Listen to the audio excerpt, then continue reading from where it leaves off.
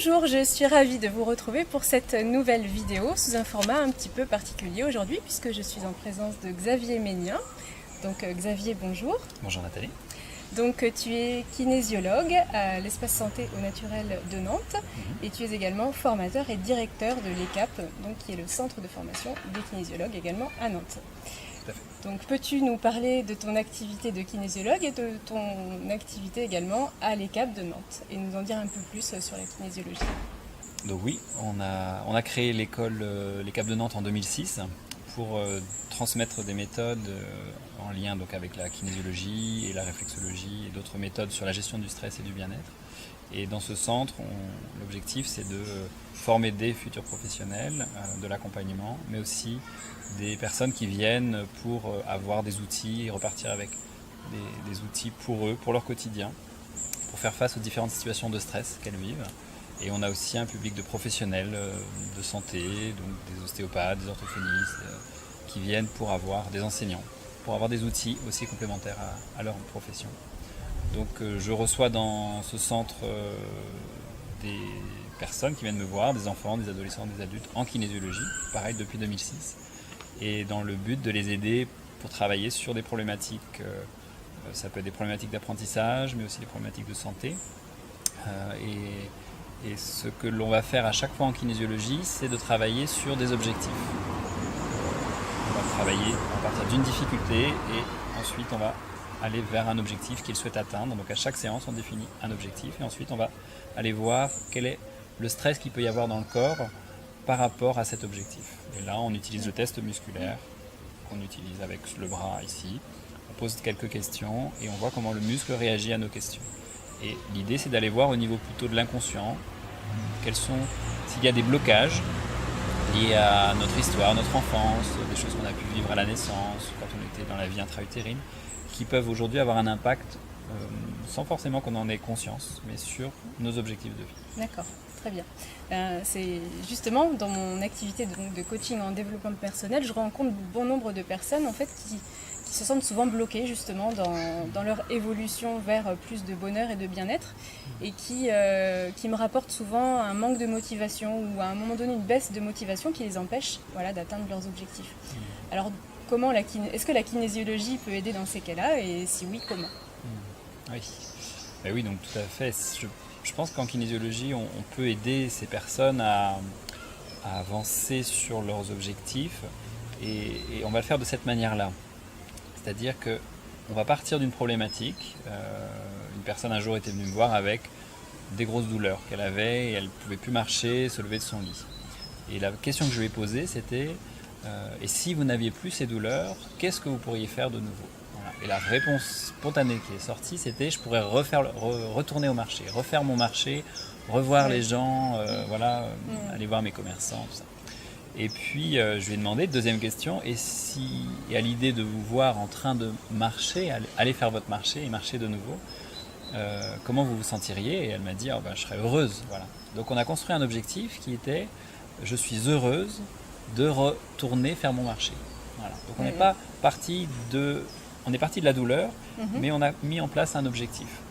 Ce que nous on appelle une intention. Oui. Une intention. Oui. Voilà. Et après, en kinésiologie, on va travailler sur, on appelle ça l'énergie qui va soutenir cette intention. On dit souvent l'énergie suit l'intention. Donc cette énergie, où est-ce qu'elle est bloquée dans le corps?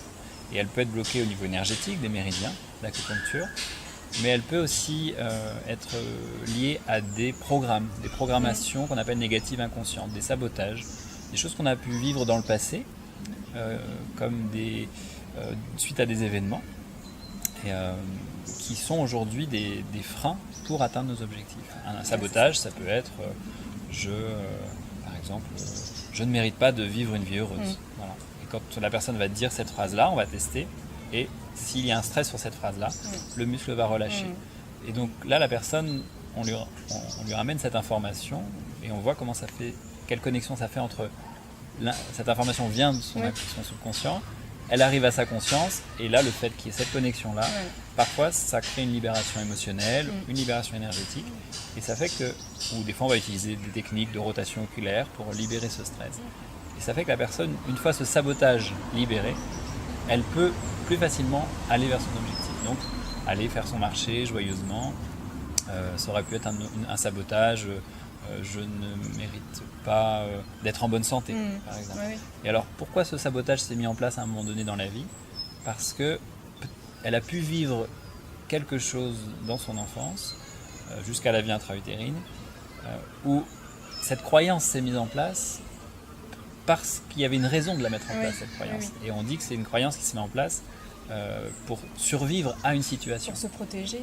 Pour se protéger. Ouais. Et sauf qu'aujourd'hui, elle est plus d'actualité, mais elle reste dans le programme, elle reste dans l'ordinateur comme une sorte de virus un peu, mais voilà, quelque chose qui a toujours une action sur notre vie. D'accord. Donc ça peut être ça peut être je ne mérite pas de trouver la personne de ma vie, je ne mérite pas d'être en bonne santé, voilà, des choses comme ça. Les auto-sabotages, voilà, toutes les histoires qu'on peut se raconter c'est ça. Inconsciemment et qui remontent à la conscience grâce à la kinésiologie. C'est ça. D'accord. Alors, en tant que naturopathe, je fais très souvent le lien donc, entre la santé physique, à travers notamment les choix que l'on fait en matière d'alimentation, et la santé émotionnelle. Alors, quels conseils pourrais-tu nous donner, donc, à la lumière des techniques psychocorporelles que tu utilises, pour aider les gens justement qui sont accros, comme on dit, par exemple au sucre ou à la malbouffe, et qui ont cette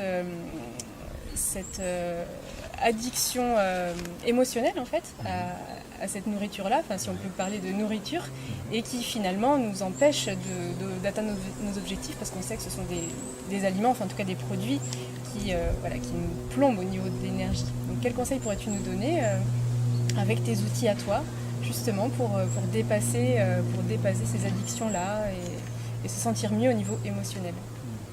Oui, c'est une bonne question parce qu'effectivement, il y a beaucoup de personnes qui se trouvent face à des automatismes. On peut appeler ça des fois des automatismes de contrôle.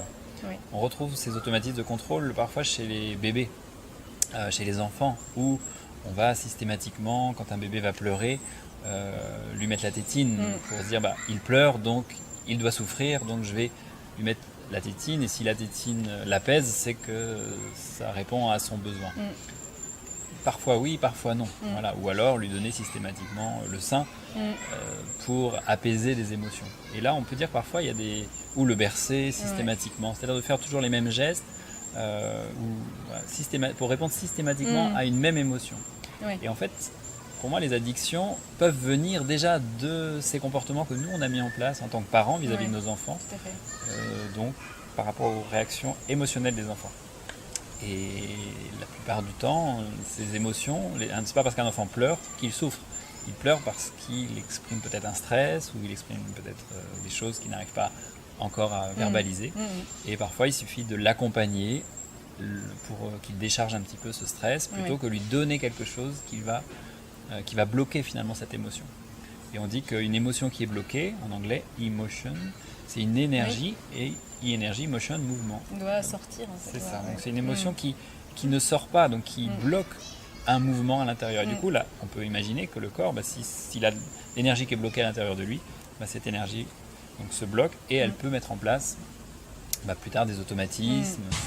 Un exemple d'un automatisme, ça peut être dès que j'ai une frustration émotionnelle, je vais me jeter sur une cigarette. Voilà. Je sais pas, on ne peut pas dire que les enfants qui ont eu des tétines systématiquement dès qu'ils pleuraient iront vers la cigarette, mais ça peut être un automatisme. Ou alors vers du sucre, vers un comportement, vers des choses sucrées, l'alimentation, ou même simplement je me sens pas bien, je mange. Voilà. Et donc pour moi ça peut se mettre en place dès l'enfance. Et donc quel conseil je peux donner par rapport aux personnes qui se trouvent face à ces comportements-là? L'idée c'est déjà de se dire quel bénéfice j'ai quand je mange de cet aliment. C'est-à-dire quel plaisir j'ai. Alors si je mange du chocolat, mais ça devient une tablette par jour, ou dès que je rentre chez moi, j'ouvre le placard et je prends un paquet de gâteaux, ou je mange à n'en plus finir.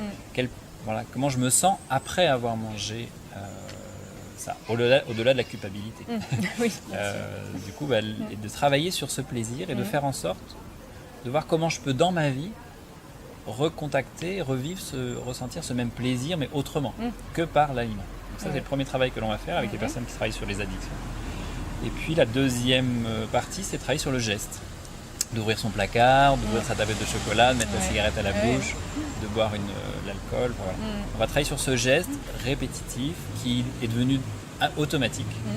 Et là, l'idée, c'est d'aller travailler sur peut-être une sorte de mémoire du geste. De mettre les choses à sa bouche.